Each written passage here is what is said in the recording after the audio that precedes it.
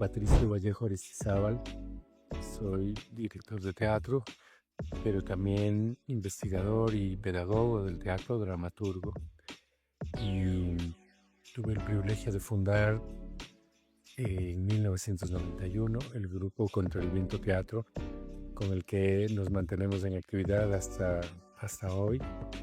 Este año hemos cumplido 34 años de trayectoria y pienso que este tránsito hacia la longevidad como grupo nos ha permitido dejar, aspiramos, una huella no solo en la creación artística, sino también en la propuesta técnica, pedagógica, el trabajo de la creación actoral, pero también de la creación escénica. ¿Cómo fue su inicio en el teatro?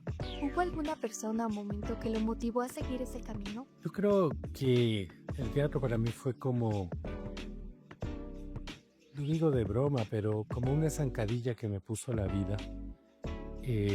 Yo provengo de un sector social eh, muy alejado del teatro. Me encontraba estudiando ingeniería civil y vivía un mundo bastante desinteresado con respecto al teatro. Habría asistido a muy pocas presentaciones. Sin embargo, en algún momento que yo no logro descifrar específicamente, es como si la vida me puso una zancadilla y yo rodé y cuando me levanté estaba en un escenario y desde ese entonces no me bajé nunca más. Esto fue en el año 1983 y son ya 42 larguísimos años de trayectoria. Ese año yo fundé con mis amigos del barrio un grupo de teatro aficionado que los llamamos Frailejones y pusimos en escena muy atrevidamente porque no teníamos ni idea de qué era el teatro. Pusimos en escena 3 obras que yo había escrito y nos presentábamos en las casas de amigos y en algún momento incluso nos invitaron a participar. No éramos un grupo colegial ni mucho menos, pero participamos en un evento intercolegial en el Teatro San Gabriel, recuerdo, y ya pues eso nos hizo sentir que éramos artistas del teatro. La verdad es que y cuando lo recuerdo, eh, tal vez hay un par de anécdotas que podrían haber influido en mi después definitiva decisión de dedicarme para siempre y completamente y exclusivamente al teatro. Alguna vez asistí a una representación, recuerdo, de Hugo Rey, en la que un actor que después pasó a ser mi maestro, Víctor Hugo Gallegos, hacía una interpretación que a mí me dejó realmente eh, conmovido. Recuerdo que yo en esa época era un adolescente y creo que quería enamorar a una chica y para no invitarla, como todo el mundo, al cine o a comer hamburguesas, decidí, muy sofisticado yo, invitarle al teatro. Eh, pero la obra fue tan potente que yo ni siquiera recuerdo qué pasó con la chica. Yo creo que no me aceptó, pero en cambio el teatro ya marcó una huella definitiva. Y bueno, hubo un par de cosas más de esa época, de inicios de los 80s, en la que había un grupo de chicos con los que solíamos ir a lo que ahora es el Parque Metropolitano de Quito. En esa época era un bosque y llegar al último, hacia donde se tiene la vista al valle de Cumbayá, había un sitio que llamábamos las Puertas del Cielo. Era un lugar en donde nos tomábamos una cerveza, nos fumábamos un porro, danzábamos y cantábamos y hacíamos una suerte de performances teatrales, un poco hippies en esa época. Yo creo que eso también como generó una actitud. Lo que sí es seguro es que hay dos sentimientos que fueron un punto de partida y que se mantienen hasta hoy. El uno es un sentimiento de rebeldía. Yo sentía que el mundo que se había construido para que yo lo habite no me contenía. Sentía que había algo más en lo humano y también un sentimiento profundo de libertad. El teatro me dio el espacio para poder vivir mi rebelión personal y poder vivir esa precaria libertad que he disfrutado en estos 40 y tantos largos años de vida en el teatro. ¿Cuál consideras que ha sido tu mayor aprendizaje a lo largo de estos años como artista? Es compleja esa pregunta porque en realidad el proceso en el teatro es un proceso de un permanente aprendizaje, contrario a lo que uno podría creer. Aun cuando ya eres un maestro y tienes discípulos, siempre estás aprendiendo, pero tal vez lo más fuerte fue el que pude entender que las personas somos capaces de construir un mundo para poder habitarlo, modelarlo, darle sentido, invitar a otras personas e integrarte a él y habitarlo y realizar tu existencia dentro de ese mundo que tú has construido.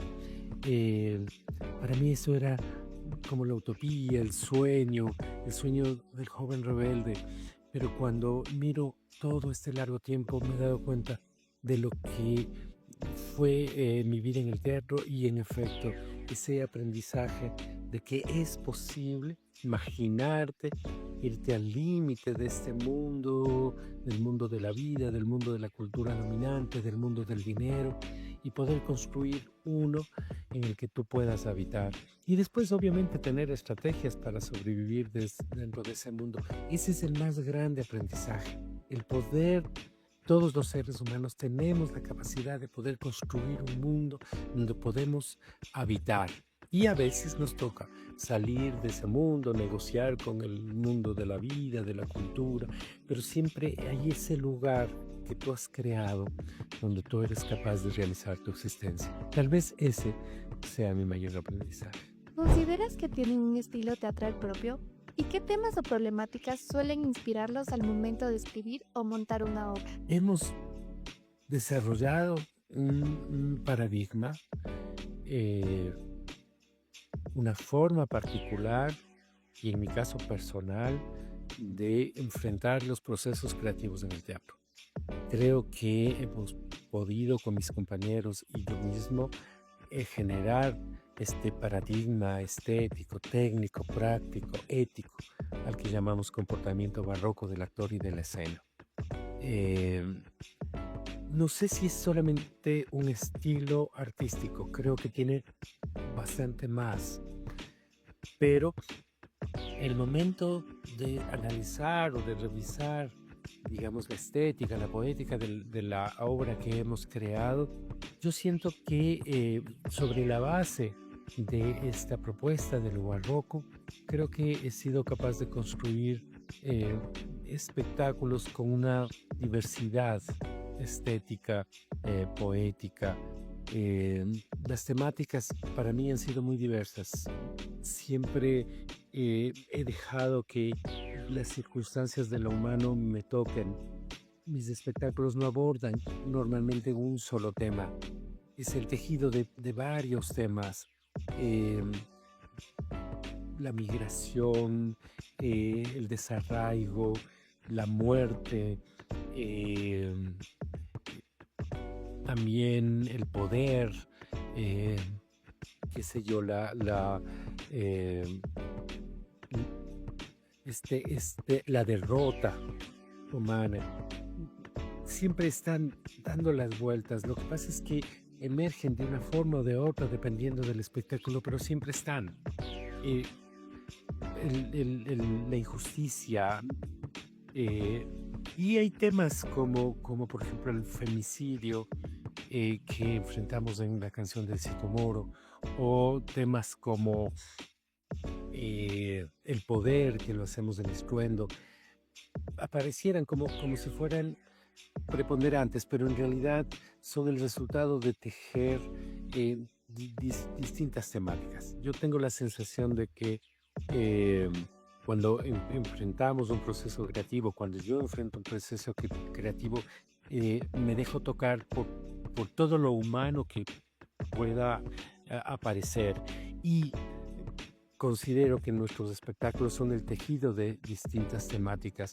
Depende del espectador cuál de esas temáticas la prioriza. Por ejemplo, en La Flor de la Chuquiragua hay quienes ven el tema de la migración como lo preponderante, pero dependiendo del espectador, cuando hemos ido a Europa o a los Estados Unidos, ha sido el tema de la guerra, el tema del arquetipo de esta madre que pierde a un hijo en la guerra, lo que les resulta más intrigante. Hay personas que leen esa crítica fuerte al mundo mediático, al mundo virtual, de control de los medios de comunicación que también está en La Flor. Entonces ha sido, digamos, depende del espectador la temática que él prefiera preponderar, pero sin embargo las obras se tejen distintas temáticas y pienso incluso que se tejen distintas historias dentro de una solo espectáculo. Sabemos que tienes un grupo llamado Contra el Viento. ¿Cómo nació y qué significa el nombre? ¿Quiénes colaboraron? Contra el Viento nace atendiendo a este sentido de rebeldía y esta necesidad de construir un mundo para yo habitar, lo que les decía hace un rato. Yo formaba parte de un elenco que dirigía una directora muy importante, una gran maestra y una madre teatral para mí, María Escudero. Ella decidió abandonar el teatro con un último espectáculo en el que yo fui parte. Y al dejar el teatro, ella me impulsó a que forme un grupo y que desarrolle mi camino, que busque la manera de hacer. Ese impulso fue fundamental. Pero cuando nació, no nació como un grupo de teatro, nos llamábamos Espacio para la Experimentación en el Arte del Actor, muy fanfarrón. No teníamos ni idea. En ese entonces Quito era una ciudad, sigue siendo una aldeíta aislada entre montañas, no llegaba nada, no teníamos idea. Imagínate que ya estábamos en la década de los 90, ya había pasado el siglo de oro del arte del actor, ya Stanislavski, Meyerhold, Chekhov, Brecht, Grotowski, Barba, todos habían hecho revoluciones, Lecoq, enormes en el arte del actor. Ya en Oriente se había desarrollado el Butoh y todas esas transformaciones brutales. Y nosotros acá no teníamos conocimiento de nada. Sin embargo, decidimos o intuíamos que teníamos que llevar el teatro hacia el arte del actor, explorar cómo construir un camino práctico, técnico para el arte del actor. Y eso nos llevó a todo lo que nos ha pasado después. Sin embargo, el nombre nace de una experiencia que es muy particular, es casi ya una leyenda. Habíamos decidido salir a hacer nuestro entrenamiento en las ruinas de Romicucho, que quedan al norte de Quito, muy cerca del pueblo de San Antonio de Pichincha, donde está la mitad del mundo y todo eso. Son probablemente las ruinas militares más septentrionales de los incas. Es un edificio, es un pucará enorme y muy lindo, y en esa época estaba apenas siendo excavado y abandonado. Entonces, en la parte alta del pucará, nosotros ahí en Rellano hacíamos nuestro entrenamiento. Pero ese es un lugar donde corre un viento muy, muy fuerte. Y hubo un momento en que comenzó a correr el viento y uno sentía como esas piedritas que se levantaban, nos golpeaban el rostro. Y ahí sucedió algo que no sé explicarlo, pero sin proponernos, sin hablarnos siquiera. De pronto yo descubrí que todos estábamos parados en esa pared de piedra que daba al precipicio profundo. El viento nos daba en el rostro y todos estábamos así como con el rostro contra el viento. Era una época en que todos llevábamos el pelo muy largo, hombres y mujeres, entonces estábamos ahí felices, con los brazos abiertos, siendo abrazados por el viento. Y yo recuerdo que al terminar el ensayo bajamos a San Antonio y mientras comíamos un hornado, creo una cervecita, aprovechando que salimos de Quito, dije, bueno, ¿y por qué no nos convertimos en un grupo de teatro? Y propuse el nombre Contra el Viento, porque había sido una experiencia realmente increíble, muy fuerte para todos. Tiempo después cuando hablábamos del grupo contra el viento, la gente siempre decía, es que el teatro hay que estar contra el viento y la marea, hay que luchar contra la corriente, yo qué sé. Y yo en el foro íntimo siempre trataba de explicar que en realidad el nombre correspondía a una experiencia muy satisfactoria. Esa experiencia que los niños suelen tener cuando sacan la cabeza del carro, porque no hay nada más rico que sentir como ese viento fuerte te acaricia, te logra entrar en todos los rincones de tu cuerpo.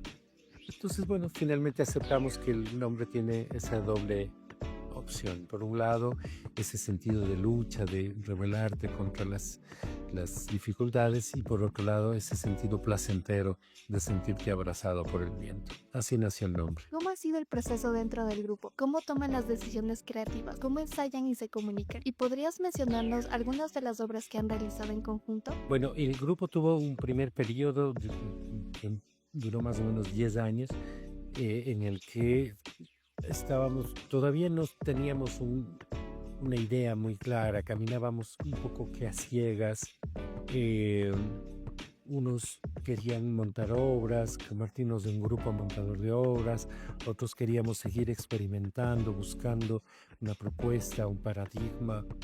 Y mientras eso pasaba, montamos unas cuantas obras, algunas fueron muy bien recibidas, como una versión que hicimos de La señorita Julia de Strindberg y otra que hicimos sobre El beso de la mujer araña. También algunas obras que hicimos con mis textos, una especialmente que fue impactante para mucha gente, joven especialmente, que le llamamos La oscura humedad, que fue una obra muy arriesgada, donde yo me inauguraba como director y dramaturgo, quería experimentar todo. No era una buena obra, pero nos abrió puertas y además atrajo a alguna gente.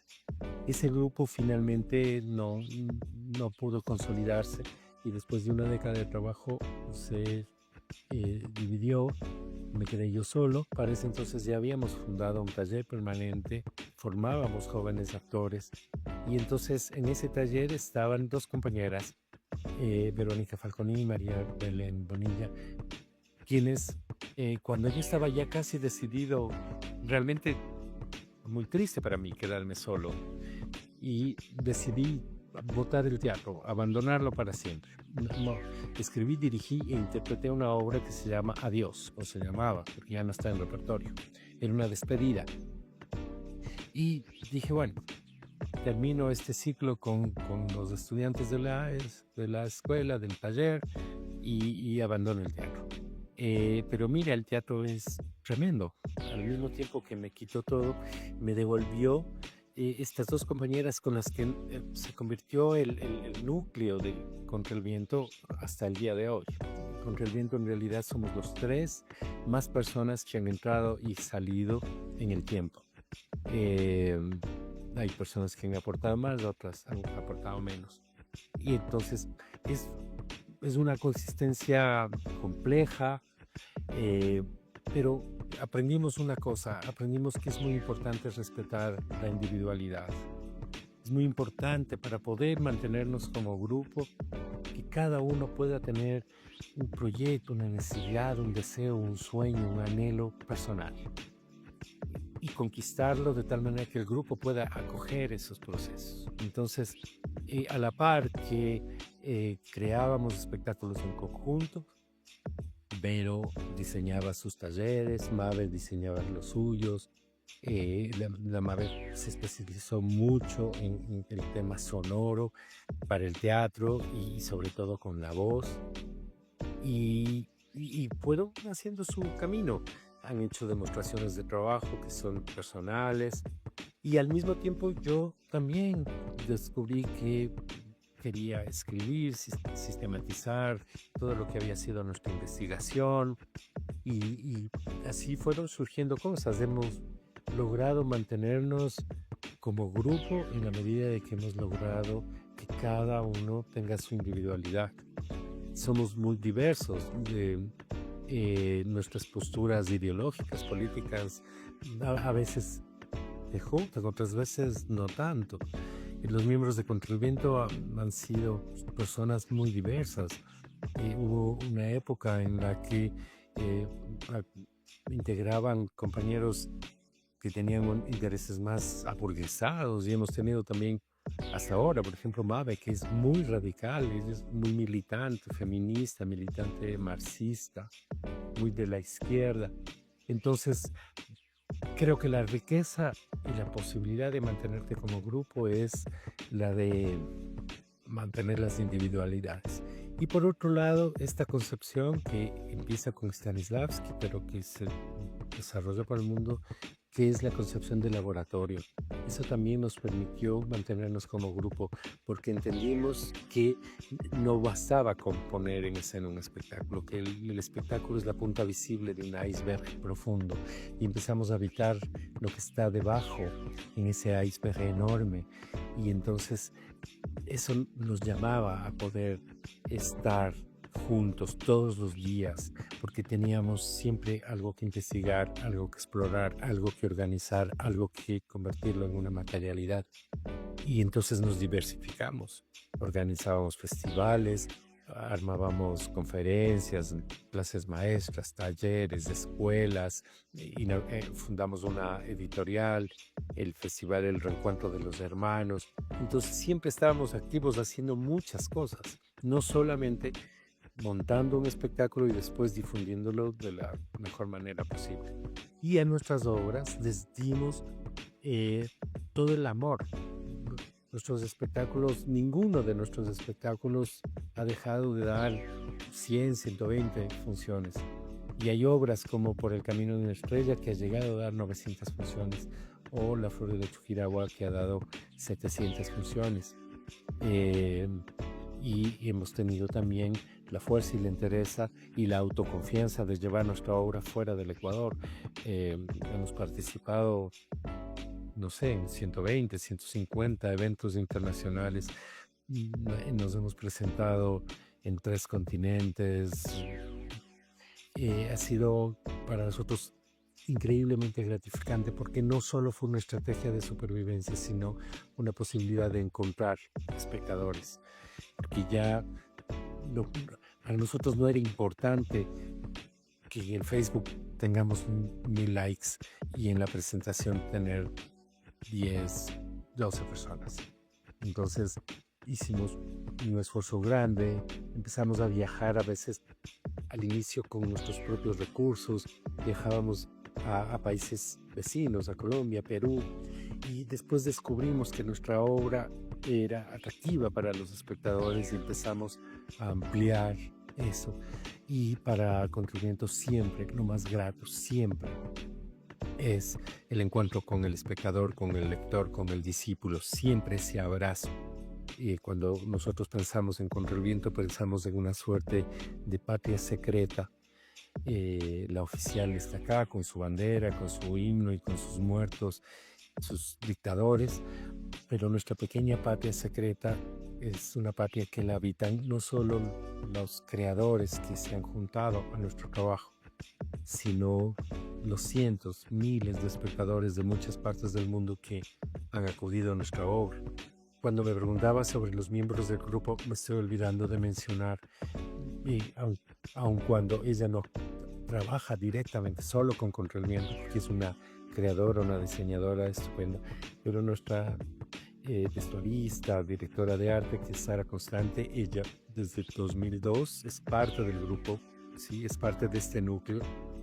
Y también Damián Bonilla, que es nuestro músico. Entonces, en realidad somos estas 5 personas. Verónica Falconi, María Belén Bonilla, yo, y está también Sara Constante y Damián Bonilla. Obviamente, la Sara y el Damián compone, él hace los vestuarios de películas de ella, pero siempre están juntos en los procesos, estamos juntos en los procesos creativos. Creo que somos las 5 personas que hacemos el núcleo de Contrivento. ¿Qué mensajes les darías a los jóvenes creadores que se están formando en el teatro?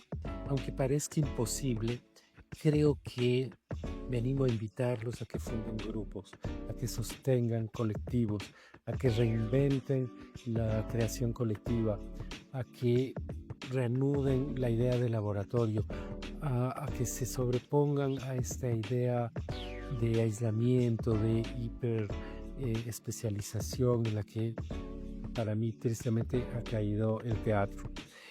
No es fácil, yo sé, en este tiempo es muy difícil, pero creo que se puede reinventar la idea de teatro de grupo. El teatro de grupo permite continuidad, permite renovación, permite crecimiento en la creación. Y decirles que después de toda esta larga vida dentro del teatro, yo siento que es la mejor vida que pude haber vivido. Y siento que hoy, en el momento en el que estoy, he logrado vivir lo que en su momento fue apenas un sueño, cuando empecé con el teatro. Vivo lo que soñé. Y eso creo que es posible solo gracias al teatro. Invitarlos a que lo sostengan, a que lo respeten, a que le den fuerza y que el teatro, no solo en el Ecuador y en el mundo, sino en todo el mundo, persista como esa actividad humana que ha tenido la capacidad de poner en crisis incluso las formas más crueles del poder. A ustedes, gracias.